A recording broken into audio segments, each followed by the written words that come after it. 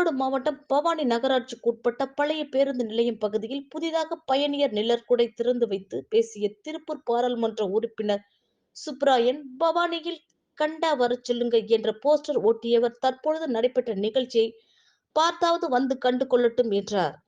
ஈரோடு மாவட்டம் பவானி பழைய பேருந்து நிலையம் பகுதியில் புதிதாக 10 லட்சம் ரூபாய் மதிப்பீட்டில் பாராளுமன்ற உறுப்பினர் நிதியிலிருந்து நிதி ஒதுக்கீடு செய்யப்பட்டு பயணியர் நிழற்குடை கட்டப்பட்டு இன்று திறப்பு விழா நிகழ்ச்சி நடைபெற்றது.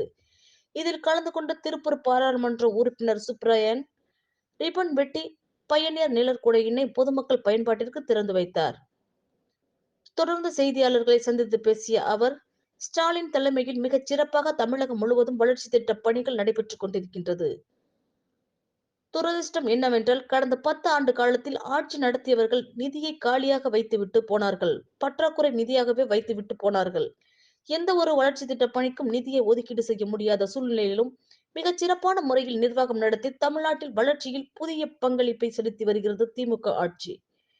இன்னும் தொடர்ந்து பல வளர்ச்சி திட்ட பணிகளை செய்யும் போதுதான் ஓரளவு பள்ளமாக கிடந்த நிதி பற்றாக்குறை சமன் செய்து தேவைகளை நிறைவேற்றக்கூடிய நிதியை சேகரிக்க முடியும் என்ற நிலையில் இன்றைய அரசு இருந்து வருகின்றது. இவ்வாறு தமிழகம் முழுவதும் பல்வேறு நலத்திட்ட பணிகளை செய்து வரும் திராவிட மாடல் அரசு தொடர்ந்து நகராட்சியிலும் மாநிலத்திலும் நீடிக்க மக்கள் ஒத்துழைக்க வேண்டும். வருகின்ற பாராளுமன்ற தேர்தலில் இந்தியா கூட்டணி நிச்சயமாக வெற்றி பெறும். கண்டா வரச் சொல்லுங்க போஸ்டர் ஒட்டியவர் இப்போதைக்காவது கண்டால் வரட்டும், நடைபெற்ற நிகழ்ச்சிகள் பற்றி அறியட்டும் என்றார்.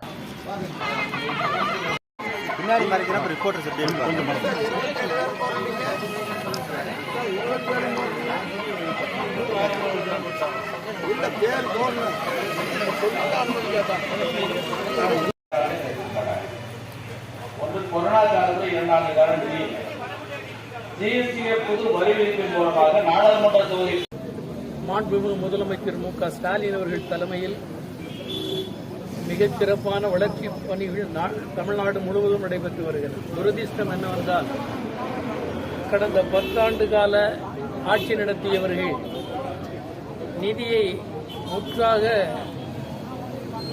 காலியாக வைத்துவிட்டு போனார்கள். பற்றாக்குறை நிதியாகவே வைத்துவிட்டு போனார்கள்.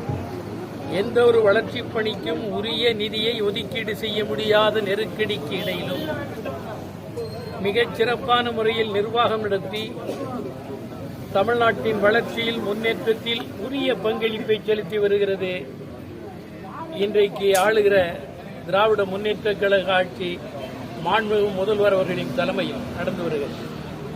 இந்த நல்லாட்சியின் தொடக்கமாக இங்கே பல வளர்ச்சிப் பணிகள் நகரத்திலும் நடந்து வருகின்றன.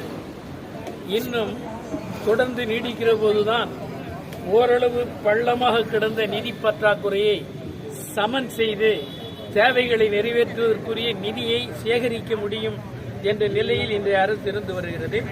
அந்த அரசுக்கு நாம் முழு ஒத்துழைப்பு